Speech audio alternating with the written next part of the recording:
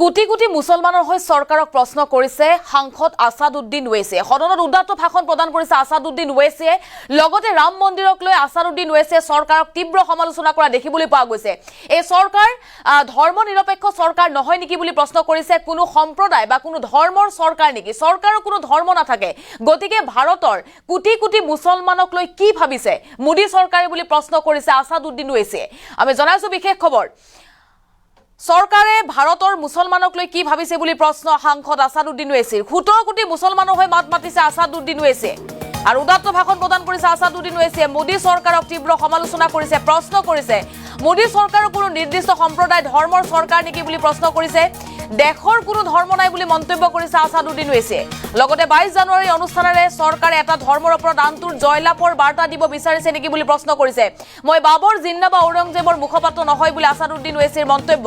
মই ভগৱান ৰামক সন্মান কৰোঁ বুলি মন্তব্য কৰিছে। কিন্তু মই নাথুৰাম গডছেক ঘৃণা কৰোঁ, কাৰণ নাথুৰাম গডছে সেই ব্যক্তিজনক হত্যা কৰিছিল যাৰ শেষ কথা আছিল হে ৰাম।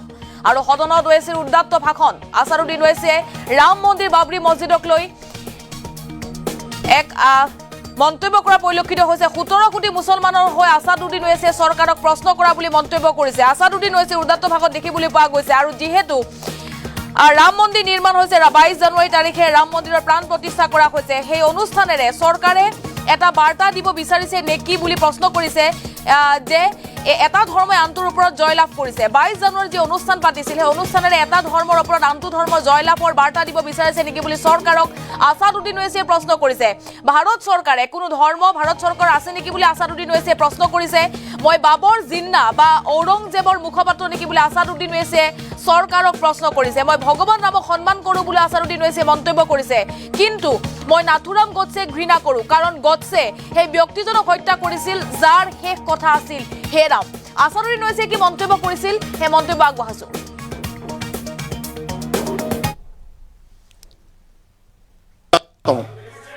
मैं अपनी तकरीर पर आ जाता हूं सर, तो मैं अपनी बात कर देता हूं सर। तो मैं ये पूछना चाह रहा हूं कि क्या मोदी सरकार एक समुदाय एक मजहब की सरकार है या पूरे देश के मजाहिब को मानने वालों की सरकार है? जिसको नहीं मानते उनकी सरकार है, हमको बता दीजिए। क्या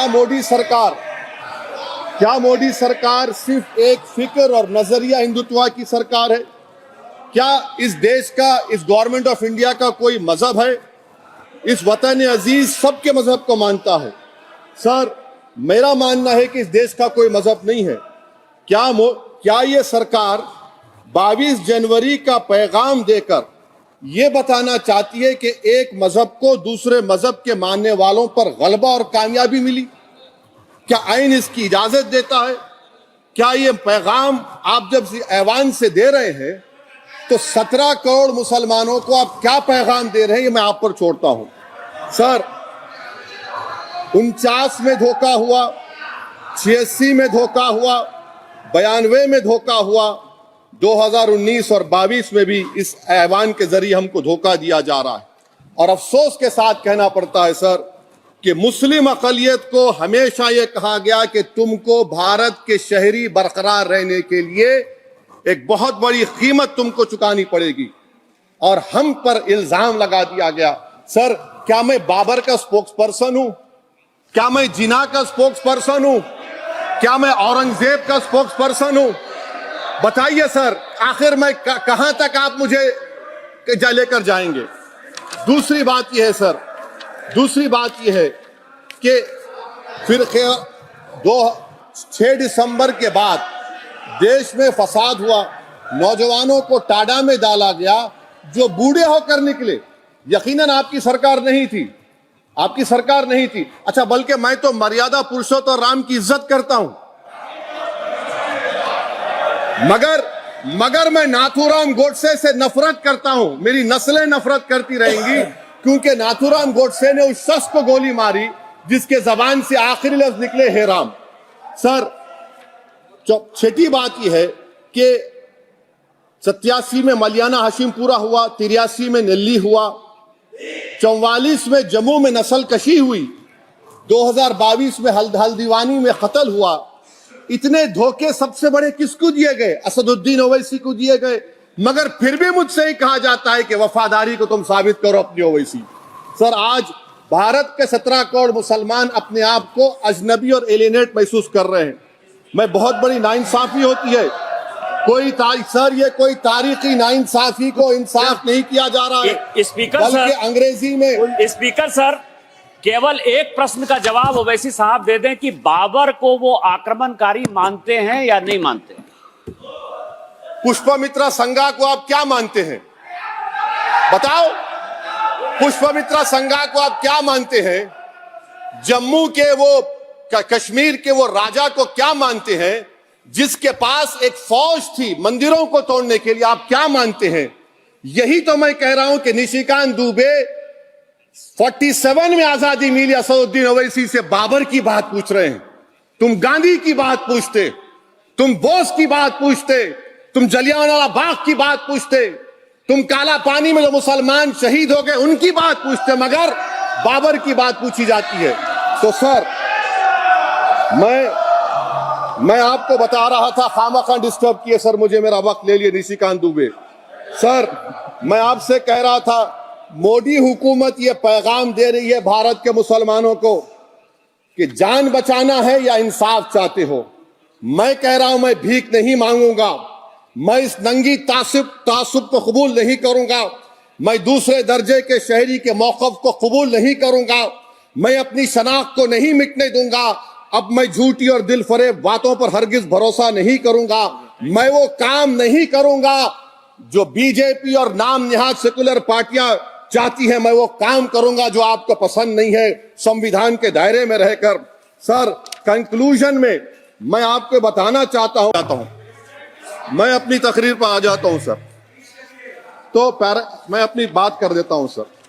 तो मैं ये पूछना चाह रहा हूं कि क्या मोदी सरकार एक समुदाय, एक मजहब की सरकार है या पूरे देश के मजाहिब को मानने वालों की सरकार है? जिसको नहीं मानते उनकी सरकार है? हमको बता दीजिए, क्या मोदी सरकार सिर्फ एक फिक्र और नजरिया हिंदुत्व की सरकार है? क्या इस देश का, इस गवर्नमेंट ऑफ इंडिया का कोई मजहब है? इस वतन अजीज सबके मजहब को मानता है। सर, मेरा मानना है कि इस देश का कोई मजहब नहीं है। क्या ये सरकार 22 जनवरी का पैगाम देकर यह बताना चाहती है कि एक मजहब को दूसरे मजहब के मानने वालों पर गलबा और कामयाबी मिली? क्या आईन इसकी इजाजत देता है? क्या ये पैगाम आप जब ऐवान से दे रहे हैं तो 17 करोड़ मुसलमानों को आप क्या पैगाम दे रहे हैं, ये मैं आप पर छोड़ता हूं। सर, 49 में धोखा हुआ, 86 में धोखा हुआ, 92 में धोखा हुआ, 2019 और 22 में भी इस ऐवान के जरिए हमको धोखा दिया जा रहा है। और अफसोस के साथ कहना पड़ता है सर कि मुस्लिम अक़लियत को हमेशा यह कहा गया कि तुमको भारत के शहरी बरकरार रहने के लिए एक बहुत बड़ी कीमत तुमको चुकानी पड़ेगी, और हम पर इल्जाम लगा दिया गया। सर, क्या मैं बाबर का स्पोक्स पर्सन हूं? क्या मैं जिना का स्पोक्स पर्सन हूं? क्या मैं औरंगजेब का स्पोक्स पर्सन हूं? बताइए सर, आखिर मैं कहां तक आप मुझे लेकर जाएंगे? दूसरी बात यह है सर, दूसरी बात यह है कि फिर 6 दिसंबर के बाद देश में फसाद हुआ, नौजवानों को टाडा में डाला गया जो बूढ़े होकर निकले। यकीनन आपकी सरकार नहीं थी, आपकी सरकार नहीं थी। अच्छा, बल्कि मैं तो मर्यादा पुरुषोत्तम राम की इज्जत करता हूं, मगर मैं नाथूराम गोडसे से नफरत करता हूं। मेरी नस्लें नफरत करती रहेंगी क्योंकि नाथूराम गोडसे ने उस शख्स को गोली मारी जिसके जबान से आखिरी लफ्ज निकले हे राम। सर, छठी बात यह है कि 87 में मलियाना हाशिमपुरा हुआ, 83 में नेल्ली हुआ, 44 में जम्मू में नस्ल कशी हुई, 2022 में हल्दीवानी में कत्ल हुआ। इतने धोखे सबसे बड़े किसको दिए गए? असदुद्दीन ओवैसी को दिए गए। मगर फिर भी मुझसे ही कहा जाता है कि वफादारी को तुम साबित करो अपनी ओवैसी। सर, आज भारत के 17 करोड़ मुसलमान अपने आप को अजनबी और एलिनेट महसूस कर रहे हैं। मैं बहुत बड़ी नाइंसाफी होती है, सर ये कोई तारीखी नाइंसाफी को इंसाफ नहीं किया जा रहा है, स्पीकर बल्कि सर, अंग्रेजी में। स्पीकर सर, केवल एक प्रश्न का जवाब ओवैसी साहब दे दें कि बाबर को वो आक्रमणकारी मानते हैं या नहीं मानते? पुष्पमित्रा संघा को आप क्या मानते हैं? बताओ, पुष्पमित्रा संघा को आप क्या मानते हैं? जम्मू के वो कश्मीर के वो राजा को क्या मानते हैं जिसके पास एक फौज थी मंदिरों को तोड़ने के लिए? आप क्या मानते हैं? यही तो मैं कह रहा हूं कि निशिकांत दुबे 47 में आजादी मिली असदुद्दीन ओवैसी से बाबर की बात पूछ रहे हैं। तुम गांधी की बात पूछते, तुम बोस की बात पूछते, तुम जलियांवाला बाग की बात पूछते, तुम काला पानी में जो मुसलमान शहीद हो गए उनकी बात पूछते, मगर बाबर की बात पूछी जाती है। तो सर मैं आपको बता रहा था, खामखा डिस्टर्ब किए सर, मुझे मेरा वक्त ले लिए निशिकांत दुबे। सर मैं आपसे कह रहा था, मोदी हुकूमत ये पैगाम दे रही है भारत के मुसलमानों को कि जान बचाना है या इंसाफ चाहते हो। मैं कह रहा हूं मैं भीख नहीं मांगूंगा, मैं इस नंगी तासुब को कबूल नहीं करूंगा, मैं दूसरे दर्जे के शहरी के मौक़िफ़ को कबूल नहीं करूंगा, मैं अपनी शनाख्त को नहीं मिटने दूंगा। अब मैं झूठी और दिल फरेब बातों पर हरगिज भरोसा नहीं करूंगा। मैं वो काम नहीं करूंगा जो बीजेपी और नाम निहाद सेकुलर पार्टियां चाहती हैं। मैं वो काम करूंगा जो आपको पसंद नहीं है, संविधान के दायरे में रहकर। सर